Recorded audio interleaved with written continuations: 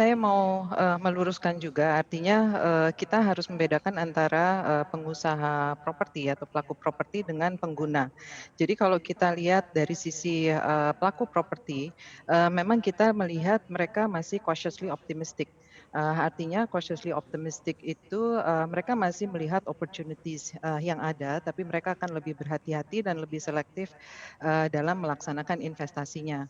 Nah, tadi yang disebutkan menjadi berupa corporate real estate, itu adalah sebetulnya, eksekutif-eksekutif yang menangani portfolio, dari industri-industri, bisnis, yang non property. Contohnya, Oke. seperti perbankan atau telekomunikasi atau otomotif. Jadi biasanya mereka ada namanya, head of real estate, yang Mhm. menangani, yang manage their portfolio.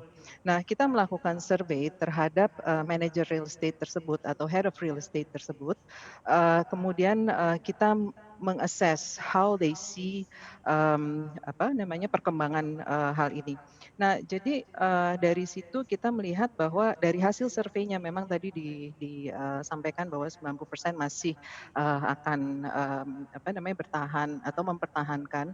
60% atau 2/3 dari, yang kita survei menyatakan bahwa, mereka akan mempertahankan portfolio yang ada, jadi, dan hanya sebagian yang akan expanding.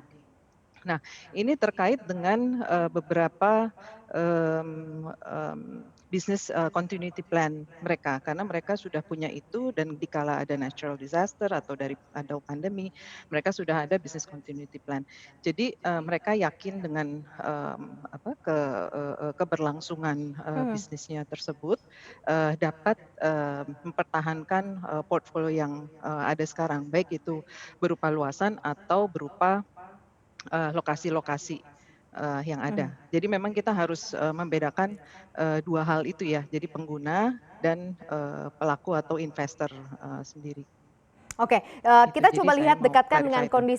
dengan kondisi, sektor properti yang ada di Indonesia, Bu Vivin. Ini Oke, seperti apa sebenarnya baik. secara, kondisi industri, properti yang ada di Indonesia, sampai dengan saat ini begitu ya, Nah, menjelang satu kuartal lagi begitu ya, menjelang ya, tutup tahun 2020 ini, Bu Vivin? eee Oke, sebetulnya kalau kita lihat kondisi properti saat ini itu memang sebetulnya keberlanjutan dari perlambatan yang terjadi di akhir tahun lalu. Jadi kalau kita kupas satu persatu ya, ada sektor perkantoran, ada sektor apartemen, ada retail, ada logistik.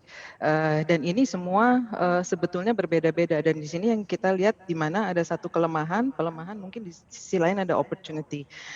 Kalau kita lihat di sektor perkantoran, sebetulnya dari tahun lalu memang kita melihat supply yang cukup banyak, kemudian, absorption-nya tidak, strong enough atau quick enough untuk mengisi, kekosongan atau mengisi, gedung-gedung yang baru. Sehingga yang terjadi adalah tingkat huniannya cukup rendah, kemudian juga dari sisi sehingga ini akan menekan harga sewa. Dan, kalau kita lihat dari tahun lalu ke tahun ini, year on year penurunannya adalah sekitar 2,5% dan kita Mhm. expect sampai akhir tahun ini akan terjadi another, 2,5%, reduction dari, rental.